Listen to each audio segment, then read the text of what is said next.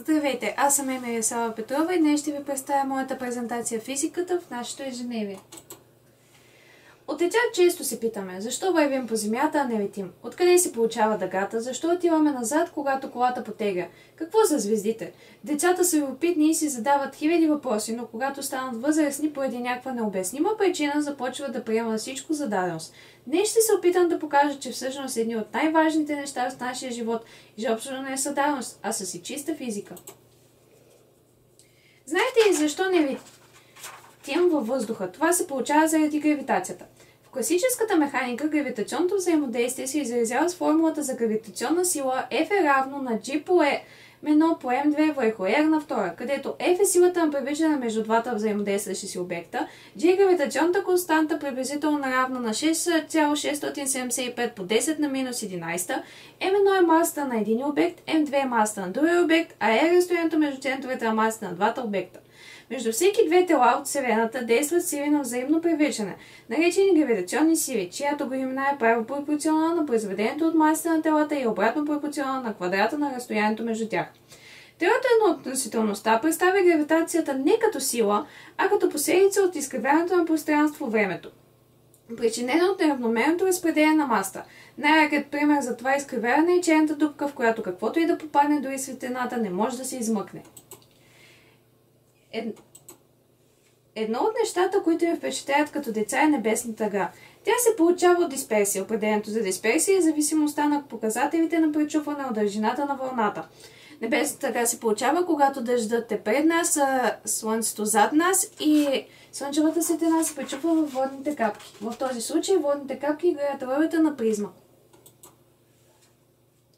В днешно време всички сме зависими от нашите автомобили, без които трудно стигаме от една точка до друга, но някога замислили сме се как работят. Най-използван двигател с вътрешно горене е четиритактовият двигател, който е конструиран през 1876 от немския инженер Николаус Ото. Той се нарича четиритактов, защото има 4 последователни движения на поталото в цилиндъра. Първи такт поталото се движи надолу, над него се създава област на понижено налягане и с отварянето на смукателния клапан цилиндърът се изпълва с горивна смес от въздух и бензинови пари, които се получава в карбуратора. Вторият такт поталото се движи нагоре и двата клапана са затворени и горивната смес се сгъстява. Във втория такт процесът на свиване на газа може да се разглежда като адиабатен. Трети такт запалителната смес възпламенява горивната смес. Тя изгаря с отделяне на топлина, температурата на сгорелите газове достига до 2500 градуса по Челси. Голямото налягане на сгорелите газове изтласква поталото надолу, при което се извършва работа.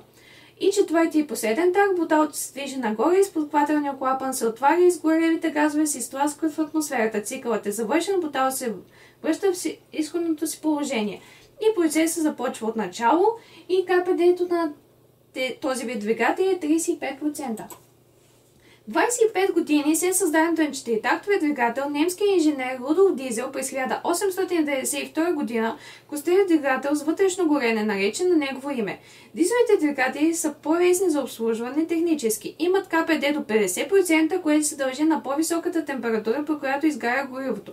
Подобно на бензиновия двигател, работният му цикъл е съставен от 4 такта. Дизеловият двигател няма запалителна свещ, а малка дюза за впръскване на гориво в цилиндъра.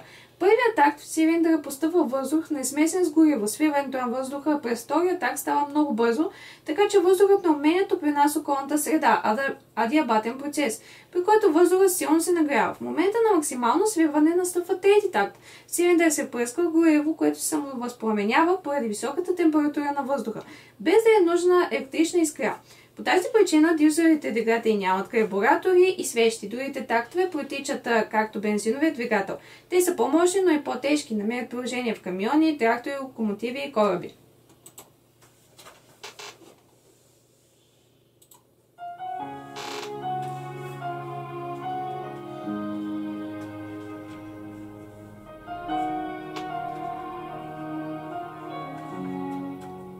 Това е пример за една мелодия.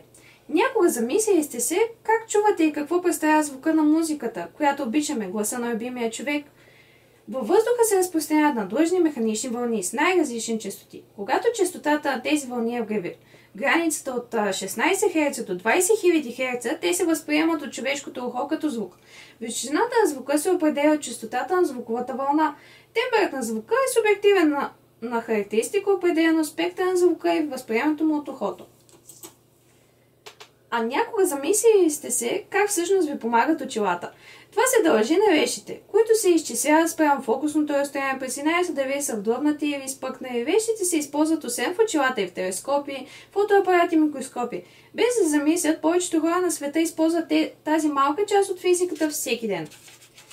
Вещите са прозрачни стъклени тела, ограничени участие на сферичната повърхност. Пировете са изпъкнали, събирателни, вдлъбнати и разсейвателни. Изпъкналите вещи са по-дебели в средата, отколкото в краищата, преобразуват изходния сноп лъчи в сходящ. Вдлъбнатите вещи са по-дебели в краищата, отколкото в средата, преобразуват изходния сноп лъчи в разходящ. Елементите на вещи са главна оптична ос, оптичен център и два фокуса, които се намират от двете страни на вещата върху главната оптична ос. В много оптични уреди образите, получени чрез една вещ, се преобразуват от втора до и трета, докато се получи желания резултат. Например, бинокълът с помощта на няколко вещи дава оголемения образ на далечни обекти. В осветителните уреди при прожекторите снопът светлина, веднъж отразен от длъбнато сферично огледало, се пропуска и през събирателна вещ, за да е по-ярко светеното място, към което е насочен снопът светлина. С напредъка на технологиите, нашия живот става по-добър. Ами какво се използва в тези технологии? Във всеки електроуред се използват законите за електричен ток, преобразуване и закон за запазване на енергията. При компютрите и телефоните от звукова и светлина преобразуване на цифровите данни. След физика има дори в нашата пералня. В нея също има части от законите за електричен ток и напрежение, също така преобразуването на енергия електрична в механична енергия. Разбира се, както споменах и преди, в фотоапарата също има физика. В цифровите фотоапарати се използва електричен ток, вещи и пречупване на светлината. Във всяко нещо има физика, но просто трябва да я потърсим. Източниците на информация са учебник от 8 клас на педагог 6, учебник от 9 клас на педагог 6 и учебник за 10 клас на Крет. Снимките, чертежите и видеята са мои. Ръководител на проекта ми е Доброслава Митева.